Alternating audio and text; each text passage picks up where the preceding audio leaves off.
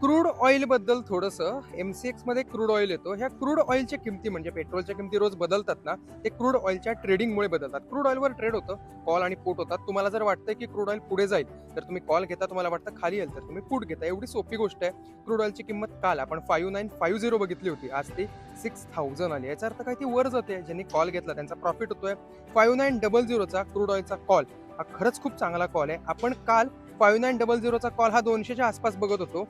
तो 200 वरून आता 236 गेलाय. लिटरली 36 पॉईंट वर गेलाय. 1 पॉईंट ग्रोथ याचा अर्थ 100 रुपयाची वाढ. समजा 236 आता चालू आहे, तर तो विकत घ्यायला त्याच्यासाठी तुम्हाला 236 वर 2 शून्य द्यावे लागतात. 23,000 समथिंग रुपये तुमच्याकडे असावे लागतात. क्रूड ऑइलचं ट्रेडिंग सुद्धा एक चांगला ऑप्शन आहे पैसे कमवण्यासाठी.